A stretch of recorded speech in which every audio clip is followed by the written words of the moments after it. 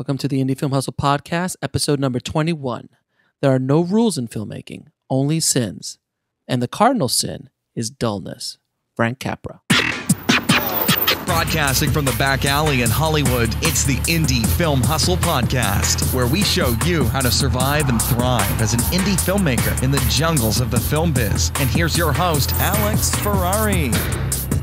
Welcome, guys, to a insanely amazing episode of the Indie Film Hustle Podcast. I am your humble host, Alex Ferrari. Don't forget to head over to freefilmbook.com. That's freefilmbook.com to get your free film audiobook download. So, guys, I wanted to bring this episode to you guys. I wanted to bring these guys onto the show because when I heard their story, I was so blown away by what they were doing. It's just I'm speechless. Literally, I'm speechless. I'm going to introduce you guys to Wakaliwood. Wakaliwood was created by a man named Isaac Nabwana in Uganda, Africa, and he basically has created a film industry single-handedly, almost down in Uganda. And imagine a time where there was no filmmaking technology. You really had no information. You were just kind of discovering the art, kind of like they did in the early 1900s, the silent movie days. Well, that's kind of what's happening right now over in Uganda with Isaac and his production company, Ramon Films Productions. He created a movie called he's actually created over 40 movies in the last 8 years, but his biggest hit is Who Killed Captain Alex? I have no affiliation.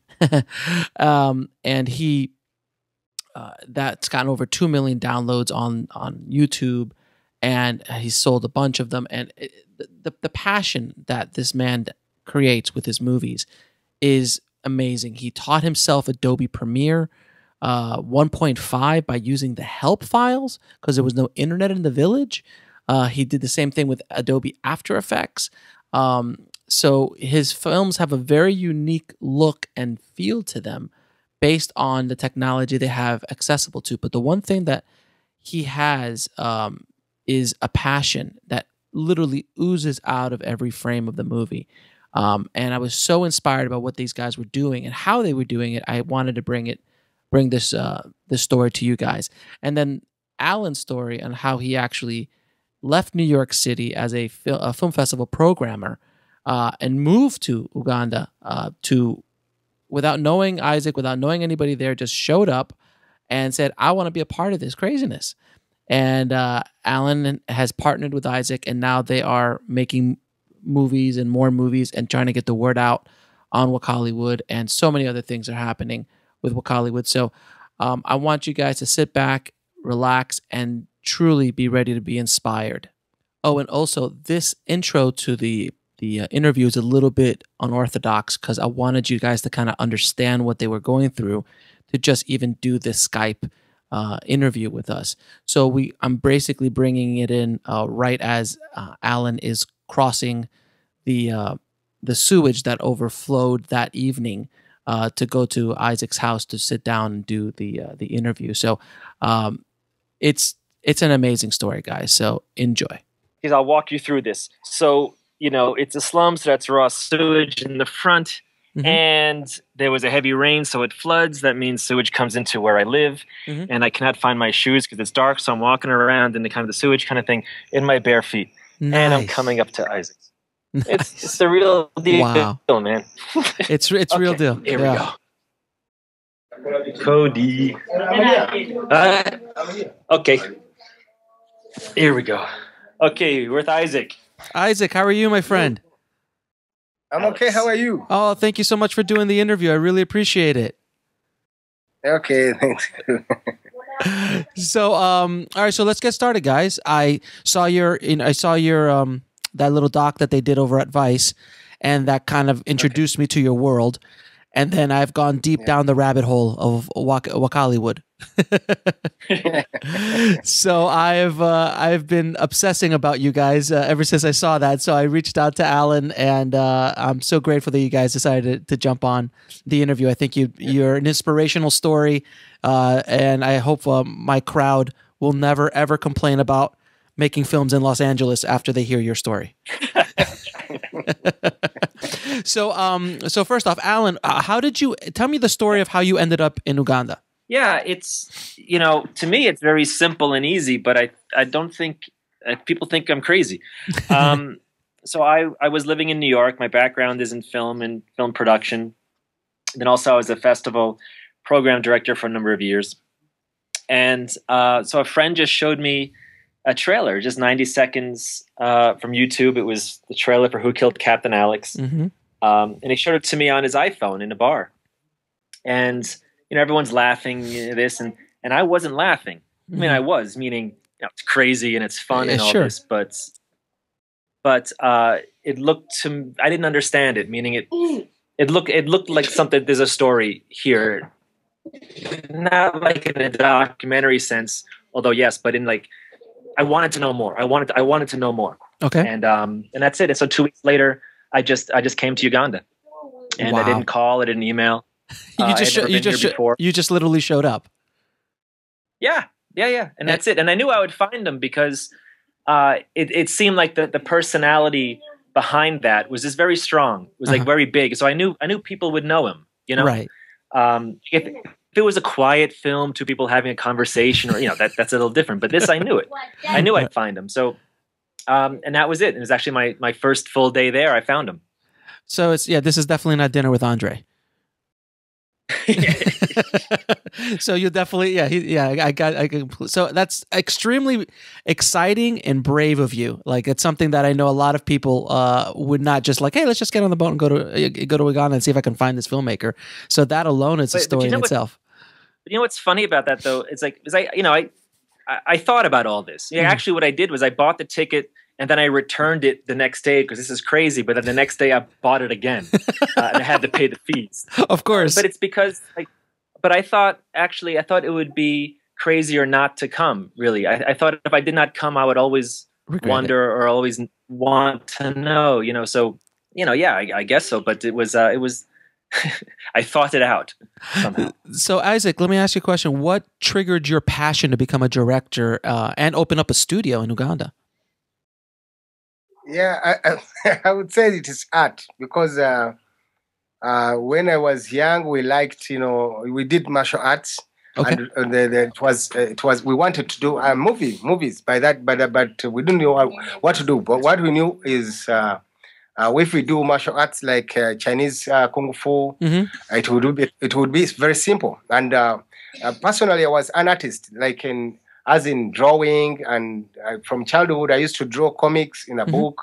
I would draw, football match, the whole pages of the book, 32 pages, and I draw a goalkeeper getting the ball, doing it. So I knew how to use the drawings, make it, like it's a moving something. Okay. It's a story in it. So from childhood, I knew that. And I think that is when I wanted that to make my pictures, move. And when I started, doing martial arts, I knew that one day I will make a movie. But my brother was not believing me, and he was always saying that you need a lot of money to make a movie. Right. Yeah, I think also, it is passion. You love something and then you follow it. So that's what I did. I had to follow my dream. Good. That alone is an inspirational story. Just that alone, without the rest of the story, because a lot of people don't follow their dreams, especially over here. They get caught up in the day of living and not actually following their dreams and figuring out how to get that dream to be a business, which is what you guys have done. You've been doing this for 8 years, right, Isaac? About 8 years. And how many films? And how many films have you made so far? The truth is, I cannot say these movies because I've worked on several projects, but around 40 movies. Above 40 movies. So you've made more movies. So you've made more movies than Steven Spielberg. Very impressive.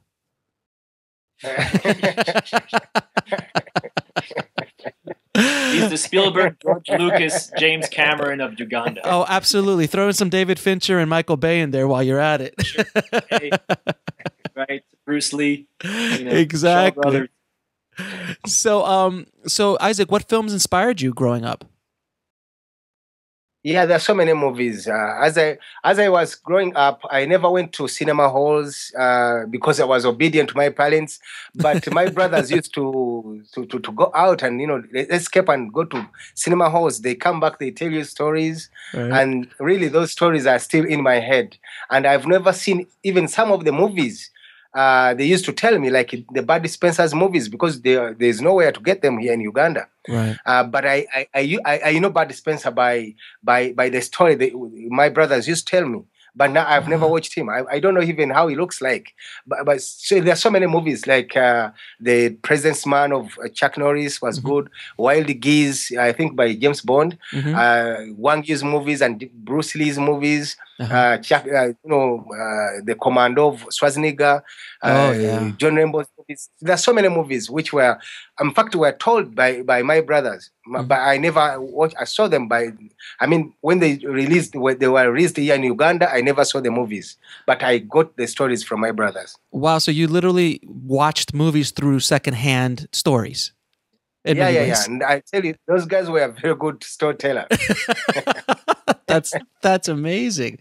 So when you saw the movies, they were boring to you. Yeah. Exactly. Like, this is horrible. What is this Chuck Norris guy doing? This is horrible. My brothers tell much better stories.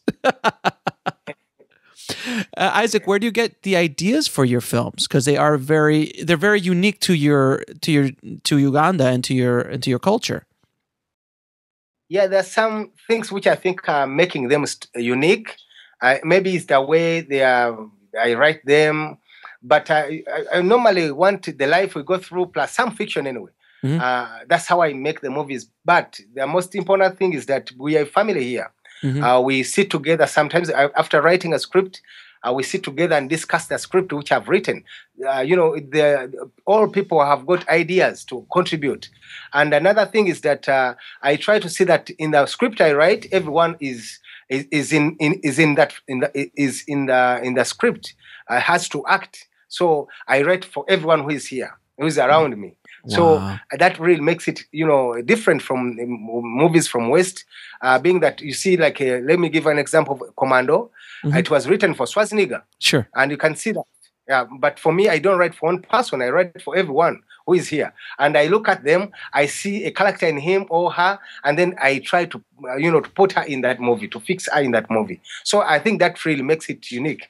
And being that it's a combination of film stars, I think it has to be unique all over the world. Yeah, absolutely. So basically, from what I've gathered of what I've watched online and talking to you, it's basically Wakaliwood's like it's in its infancy almost. It's almost like the way it was in the turn of the century in LA, in Hollywood, or when they were making the silent movies. They were figuring things out. They didn't have any access to a lot of information, so they were just trying to figure stuff out. And you guys have been kind of doing that with Wakaliwood. Is that correct? Yeah. We always figure out something and then we do it. It's like we're always improvising. You're doing, and that's where great art is made. Is like when you don't know. Like there's a lot of filmmakers. I'm not sure if you know who Robert Rodriguez is. I know Alan probably does. But he was a filmmaker who kind of just did stuff on his own, and he was very similar. Like, what do I have access to? I'm going to just go. I have access to a turtle, a dog, and a town, and a couple guns. Let's go make a movie. Yes. And that's kind of what I'm hearing from you, but at a much more communal sense, much more based around the entire family. Yeah. Now, how did you teach yourself editing and visual effects, Isaac? Because this is a complicated process. I was fascinated to see some of the behind the scenes. Yeah, I tell you, at first, I remember when I was trying to do the special effects and visuals, there's a movie called Solo. Oh, yeah. Yeah. I think you know that. Yes, the one with, is that the one with Kurt Russell? Yeah. No, there was another one. Yeah, I think I know what you're talking about. Yeah. I used to cut fire from that movie. To see that I paste on something and then see if it burns, something like that. Then right along I thought of something and then I said, yes, green screen. Because I was reading Adobe Premiere. It was 1.5, oh, wow. which I started teaching myself. I use the help button of Adobe Premiere 1.5. It's like a book you read and understand. It was not very easy to understand, but because of the art and creativity, which I think is in me, I don't think I got it from anywhere. It is a God-given. So I started using that the ideas, and then I see the fire. I figure I find how did they do it. When I learned in that Premiere Pro, I mean Premiere Pro 1.5 that there is chroma key. I started using a green screen. In fact, I have a wall here which I painted green. Okay. In his house. Painted the walls in his house are painted chroma key. Yeah, I noticed and then that. I started shooting. I noticed that in one of your interviews. I actually saw the back. I was like, is that chroma key green back there? That's awesome. Yep. Yeah. That's green. That's green. That's chroma green screen. So I started putting fire in front of it, and then I go and I key it. Then I use it. So later on, I studied a difficult software. It was called Combustion. Because when I had Combustion, because in the past, when I was in school, I used to learn. I was a very good student of physics, so I knew I wanted combustion from there. So I knew it has to be fire in it if it is combustion. So I started also using Combustion. Studying Combustion was not an easy thing. Of all softwares I've made, Combustion is very, very, very difficult. It helped me very much in making smoke.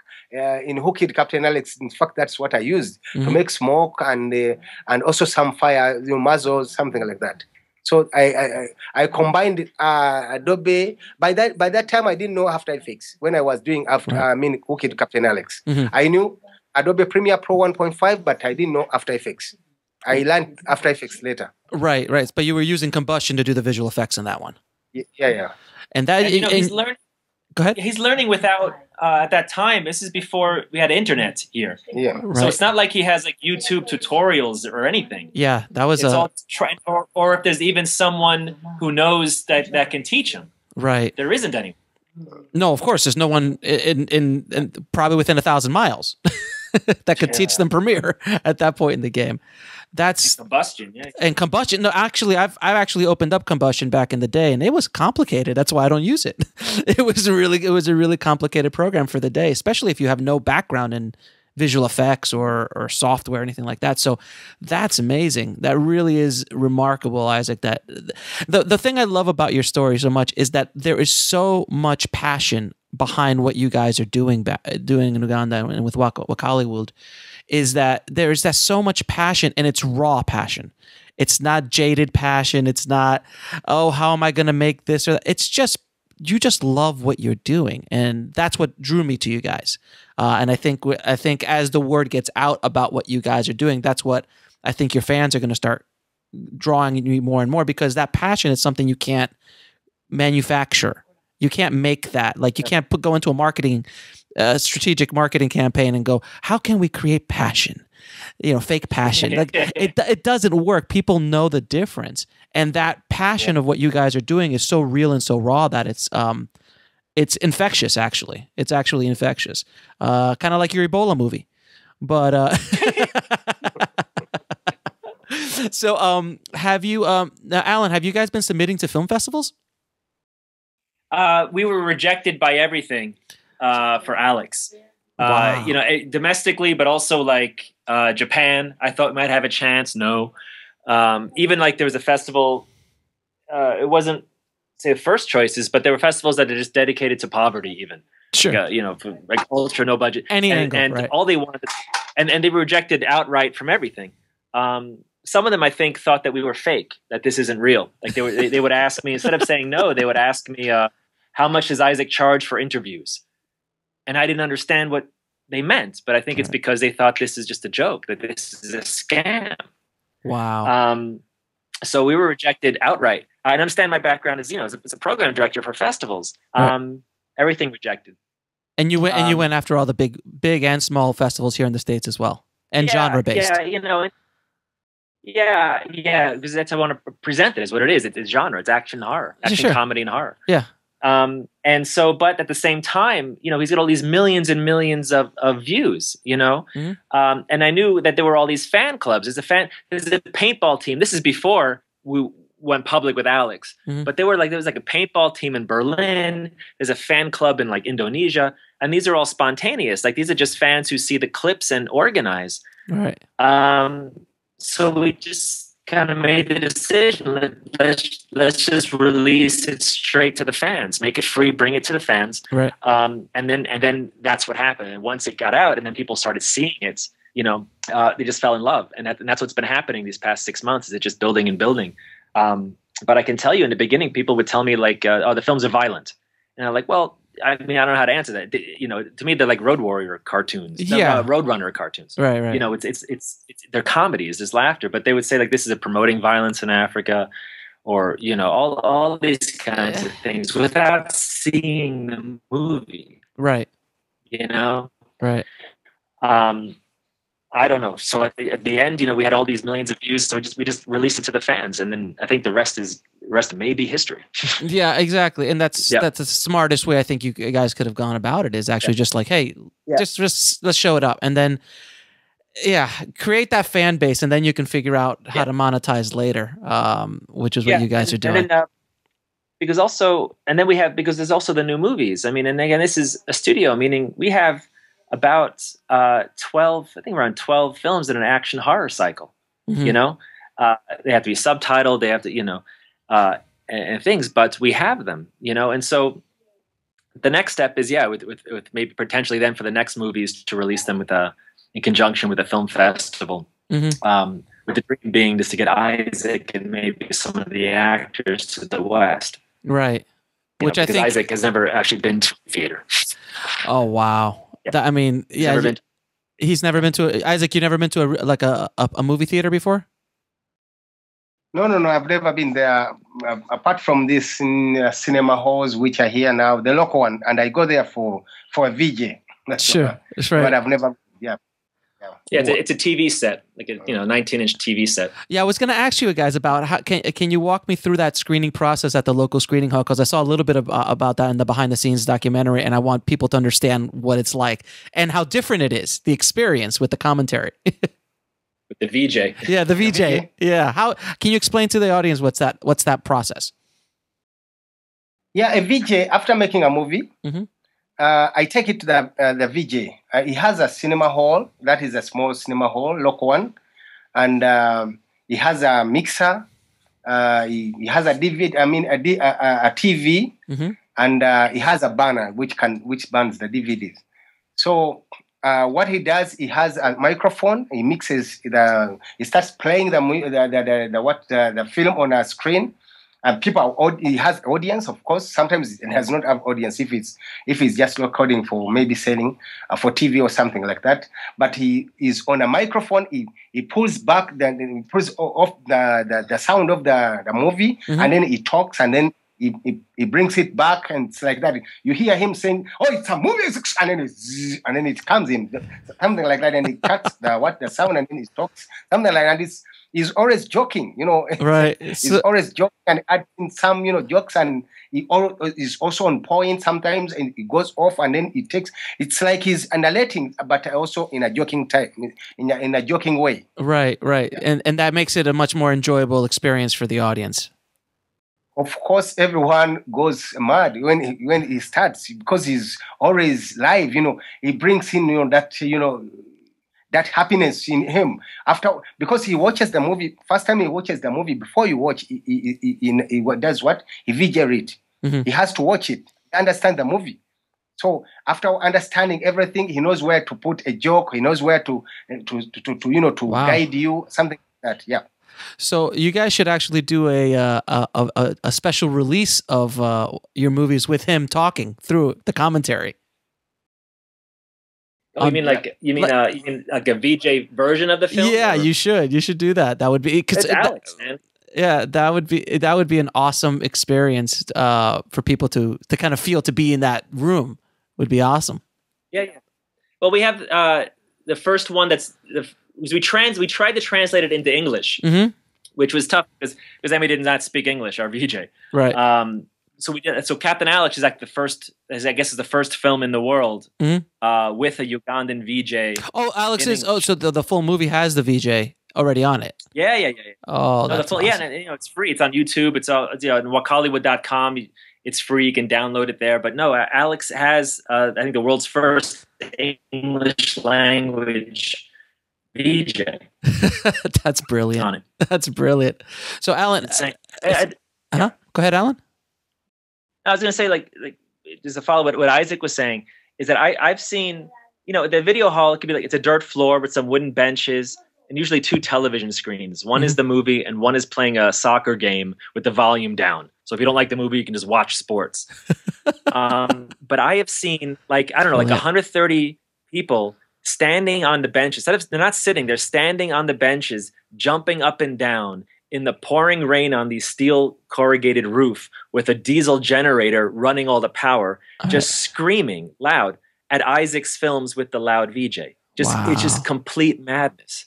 And so no, we fought very hard. Like, how do we kind of translate this experience into the West, at least partially? Right. And it's not, so I think we succeeded on a basic level. Mm-hmm. It's tough because also, I mean, the VJ invents his own language, its own kind of slang. So it's not exactly easy to translate it, but I think we got something.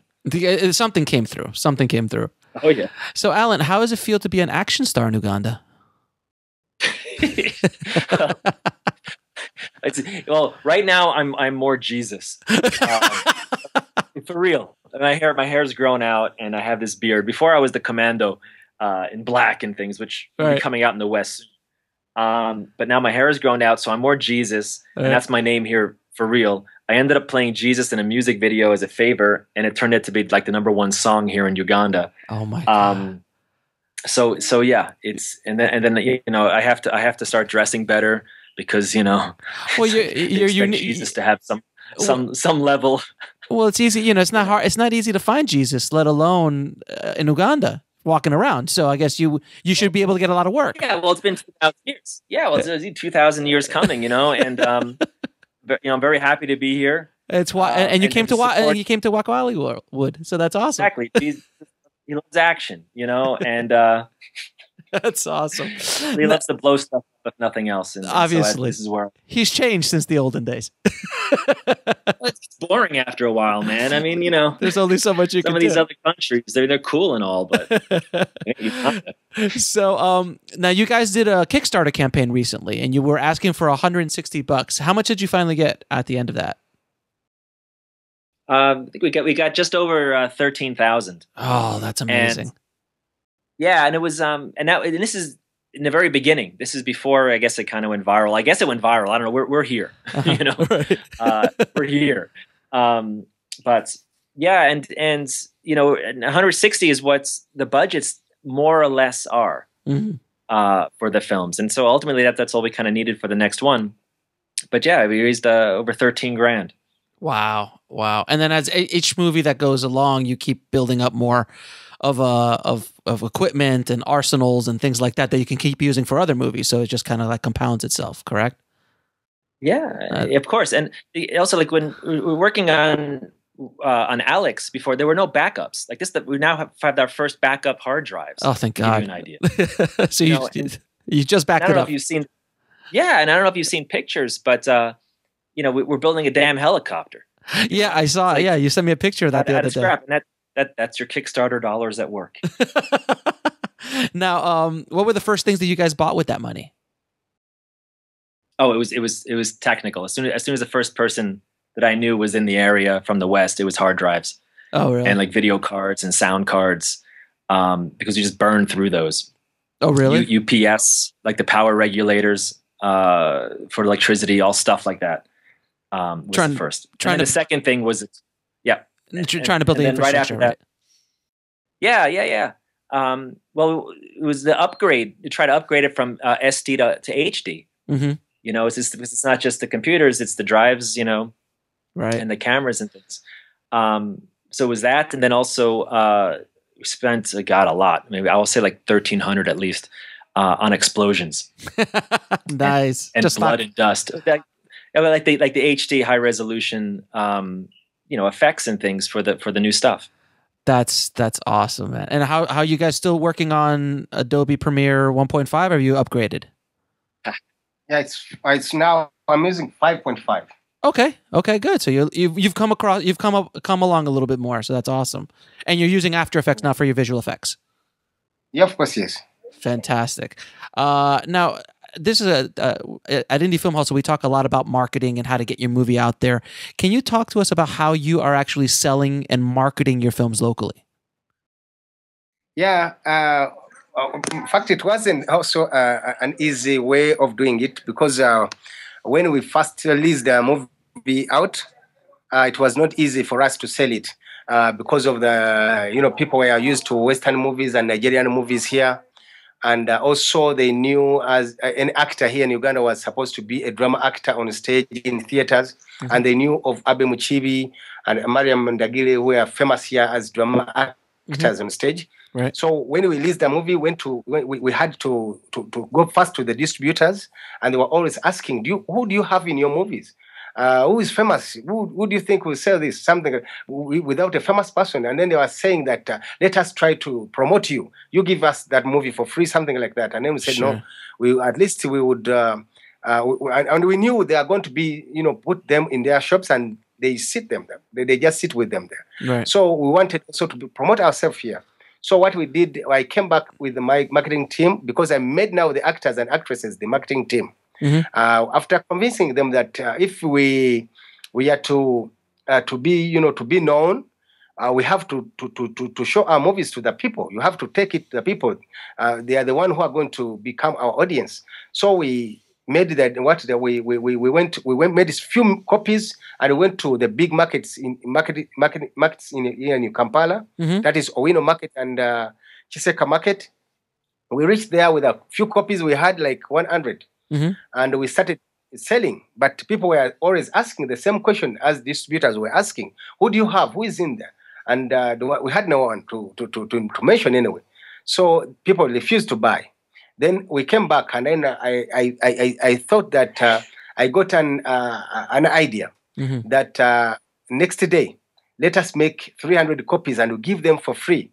Meaning that you find someone on maybe a stall selling something. Uh-huh. You make sure he's the owner of that stall. You give her or him a copy for free and tell her or him that tomorrow I will come for my copy. And we need that. Then the following day we did that, and then they took the copies, 300 copies away, and we came back the following day with more than 300 copies. Because we knew we are going to sell. As you approach the stall of that person who took the copy yesterday, yeah. He was always screaming at you. You were good, maybe you were very good, actors and actresses. Why did you tell me this is a movie? And then that caught attention. It caught attention to the people around there and asked, what movie are you talking about? And then we started, distributing the movies, and people were buying. In fact, they created our own, because they started becoming, our own, marketeers. They started, you take this movie, it is good. You take this movie, you believe me. So that is how we started with the Owino Market and Chiseka Market. And people started, in fact, they started calling after the movie. They used to call. And in fact, up to now, they call. Do you have a new movie? Do you have a new movie? It's like that. That's how we started. But we did not stop on with markets, with these two markets. Mm-hmm. We started distributing all over the country, door to door, man to man, district to district, region to region. That's how we sell our movies now. And we have taught other companies. So the funny thing is that no matter where you are in the world, distributors are still distributors. Who's in the movie? I mean, we deal with the exact same question, like who's in the movie? There's no movie. Give it to me for free. I'll promote you. This is the exact same story. So I'm fascinated that this is happening in Uganda as well as it's happening in LA. But that's like my story here, meaning it's all this. It's a different shade of things that you say you and I know. Sure. Even like you were talking earlier about like early Hollywood. It's like very much. Because we have to build, but we have to build everything. You have to build the infrastructure. Not just the tripods, but even if, like a little toy. If you want to destroy it, you can't just buy it; they don't exist. Everything has to be built. But it's like it's like that. It's like what's funny to me is how we're not different at all. Right. Audiences are audiences, and filmmakers are artists are artists. Yeah, no matter where you are. I mean, and Americans want to see Americans doing stuff on screen, whatever that might be. Ugandans want to see Ugandans doing stuff on screen, either talking about their own cultural experience or things like that, and they just want good stories at the end of the day. And if they've never seen themselves on screen, even more so. That's why a lot of the independent movement has grown as much as it has, because a lot of people are starting to see themselves on screen, and people want to see that. I'm Latino, so I'm Cuban. So there's a lot of Latinos in America that want to see Latinos on screen. That's why a movie like Fast and Furious and that does so well. Yeah. Because there's Latinos and there's African Americans and there's all sorts of different cultures mixed into that, and that's why they're also so cool, and they're also doing very cool stuff. I was going to say, like, you have all that, and then you add some explosions. Yes, you have some explosions, some blood. Well, Vin Diesel just signed for 3 more, so I don't know if you knew that or not. So there'll be 3 more of those coming. So since you have all these movies already in the Ramon Film Studios library, when are you going to release them all? Yeah, well, we're starting. I mean, it'll probably be early next year. It's the question really is film festivals. Mm-hmm. And what we'd like to do is what I want to do is bring Isaac to the West. And I think that you say what the dream I have is that Isaac's first movie he sees in the theater is one of his own. Oh, that would be amazing, right? With a full audience that already knows him and loves Alex and loves what he's doing. That's my dream. So that's the question is but then there's questions about visas, the cost and things. But that's what we're working on. That's what we want to see. I hear another Kickstarter campaign coming. Yeah, maybe get him out of Uganda. Yeah. Save Isaac. No, I'm joking. Get him out. No. So what future plans do you guys have to get the word out about Wakaliwood and getting more attention to what you guys are doing? Well, the big next thing I think is the idea of crowdsourcing an action movie, which means like so many people, people that are maybe visiting Uganda, or say someone like yourself, like I could hear it. Like you want to, you would, if you were here, you'd love to die. Yeah. Like, yeah, sure, absolutely. I mean, there's something about that, and so the next film, the plan is to kind of crowdsource a Ugandan action movie, and what that means is the story will take place around the world. Mm-hmm.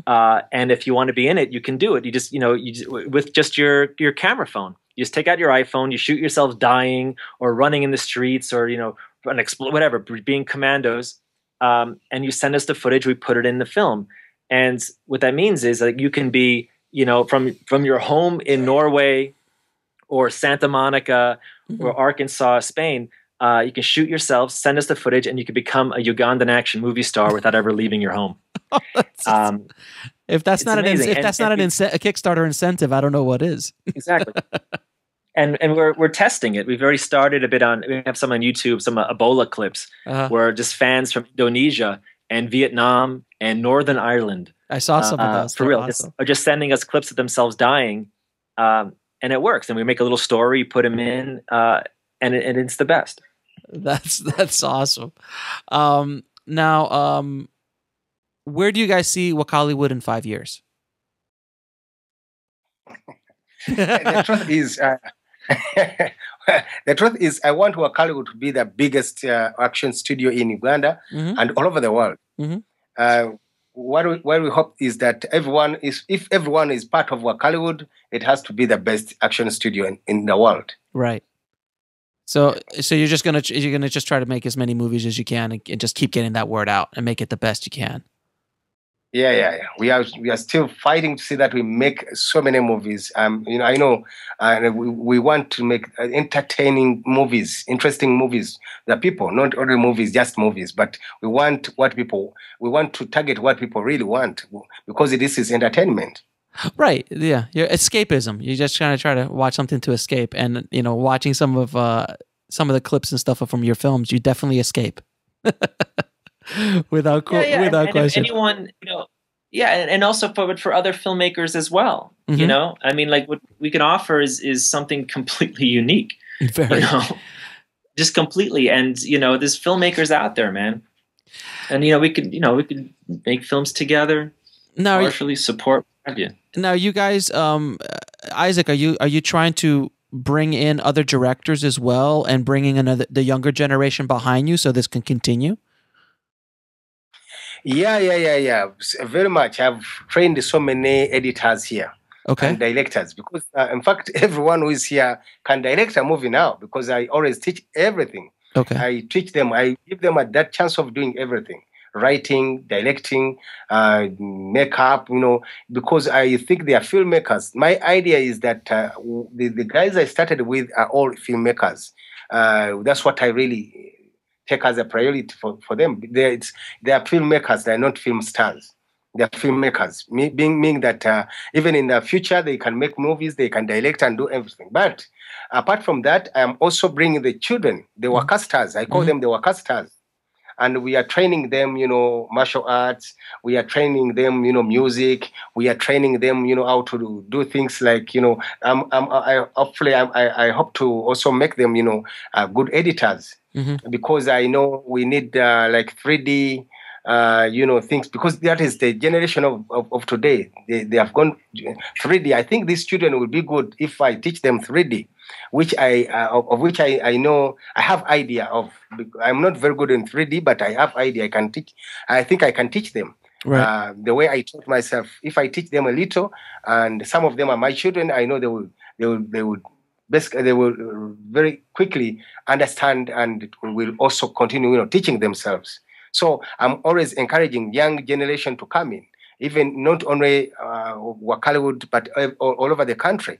If I get a chance to speak to young filmmakers, I always, you know, give them courage that they should not think that they should not wait for government to give them money. They should not wait for, you know, foreign aid. No. They can start today, because everything has got a beginning. We don't need to wait. Let the money find us on our way, and that money we can get it from, you know, our works, what we do, our products. We don't need to beg too much. If you have products, if I have a movie and people can buy it, can enjoy it, can contribute to the next, you know, project. That's what I always encourage them.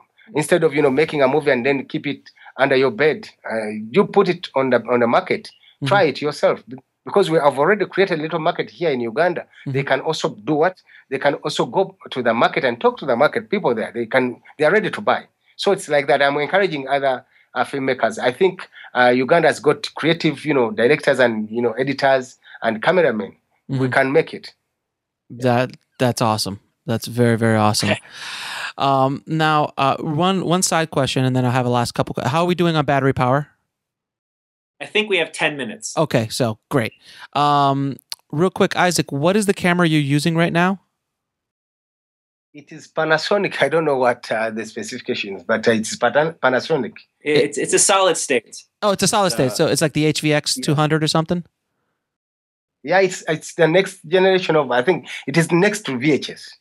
To the mini DV. Got it. So this is a question I ask all of my guests. So this is for both of you. What are your top 3 favorite films of all time? I think.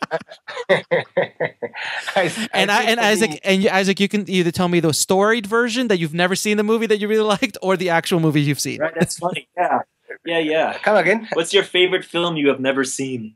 Yes. What is your favorite film you've never? The storied version. You can either do the storied version or real movies that you've actually seen in person. Up to you. What I've never seen? I don't know. Have you seen Commando? You actually seen Commando, right? Oh yeah. Yeah. That's one of my best. That's what I was going to tell you. That Commando is one of my best, and the Presence Man is one of the 3. Okay. This how would they call it? This guy, when they destroyed the White House, there are 2 versions, but they're all good for me. White House Down and Olympus Has Fallen. Oh, both they're of those. Same movies. Yeah, that's right. they are the same movies. Also, there is the Django, and I like the Django because the guy used to shoot at the the dead body was also you could see the blood coming out of the dead body. That's amazing. I love your sound effects. They're wonderful. How about you, Alan? What are your 3 favorites? I tell you, what's funny with me with this is that I grew up on the suburbs of Long Island, so yeah, I love action and all this, but I wasn't like crazy about it. I mean, I like it. I've seen everything. Predator, Terminator, of course. Sure. But I wasn't like crazy about it. But Isaac makes you love that. Like Isaac really makes you love all that stuff, like complete, like even much more, and you start seeing things. But if you were to ask my favorite films, like the film that I watch even here, I had to download it, and I watch every so often is Local Hero, which is the Scottish film. Yeah, I remember Local Hero. It's a very small film. Yeah. It's really, it's really great. And it's just, it's about this guy who's from Texas and he works at the oil company and he has to go to northern Scotland to buy the village for an oil refinery. And of course, he doesn't want to do it. He falls in love with the village, but meanwhile, the village wants to sell because they want the money. But it's just this very charming story about this guy who comes from a completely different part of the world and falls in love with everyone and becomes part of their life. And then that was always my favorite film. And then when I look at myself and what's happening here, right, it's spooky. It's frightening. You're living in your own local hero. How like the same thing has happened to me. Yeah, I think so. Well, everyone here I think is like they say it, but like they're like real life action heroes. So in the walk around in the go ahead. Yeah, no, I was just saying like the way I see and they talk about it here, like all the actors and Isaac and everyone here, it's like they're all real life action heroes. They're seen that way by the children in the village. But like this whole story of what's happening here with Wakaliwood, with these guys who have really basically nothing but are building these helicopters and jibs and making these movies that are being enjoyed around the world when they were never meant to. They were just meant for here. Mm-hmm. They're like the true story of what's happening behind this is an action movie, and it's just beginning. This is like the first act, of what may be coming. Yeah. No question about it. No question about it. What you guys are doing over there is. That's awesome. That's a great answer. It's probably one of the best answers I've ever heard. This is my favorite movie, the one we're doing right now. Yeah. I just hope I don't die. So, Isaac, last question. When this movie of Wakaliwood gets made, because there's going to be a Hollywood adaptation one day of this movie of like the making of Wakaliwood, who's going to play you and who's going to play Alan? Yeah, who wants to play you, Isaac? They're going to make a movie of Wakaliwood. Is it Denzel Washington? Is it who's playing you? Yeah. I don't know. Will Smith? I don't know. Jean-Claude Van Damme? Who's doing it? But Chuck Norris is the best for me. Well, obviously Chuck Norris is the best. Everyone knows that. Even here, everyone understands how badass Chuck Norris is. There's no question. And Alan? That's right. I think Chuck Norris should play you, and just straight, for no questions. He lives here, he's building, and no questions asked. It's just Chuck Norris being Isaac. That would just be, yeah, exactly. Right. Just have him roll right into the part. There's not even an explanation of why Chuck Norris is in Uganda or his family. Nothing. No. It's just play. Yeah, he's like, we have to make action movies. Everyone thinks he's crazy, but he's like, no, we can do it. How great would that be? That would be amazing. I'm gonna send out the word to Chuck now and see if we can make this happen. He should come. Oh man, could you imagine? I mean, Chuck would literally be Jesus Christ if he walked over there. Oh, you don't know. Honestly, there's one of the movies we're working on. It's called Eaten Alive in Uganda. Okay, and they think I'm Chuck Norris because I have longer hair, and so they have to fight me and eat me. Because it's Chuck Norris and it's Chuck Norris, I even fight Bruce Yu in it, who's Uganda's Bruce Lee. Of course, yes. You can't make this up. Just like in the final scene from Enter the Dragon, Oh, the two face off. Yes. Do you have a hairy chest though? If you don't have a hairy chest, you can't play Chuck Norris. Well, actually, I have like a 5'2". I'm 6'1". I have like a 5'2" African kung fu stunt double in whiteface. No. And if you don't believe me, you just look at my profile photo on Facebook. Oh, that is brilliant. You can't write this stuff. Seriously, you cannot write this stuff. On that note, you're saying like if there was a movie and like if my character is in it, it's got to be the guys from Shaun of the Dead, man. Oh, that's who I want. Yes, Nick Frost or something, or like James Franco, and all. Exactly. Like, well, oddly enough, James Franco would probably do it. He does everything.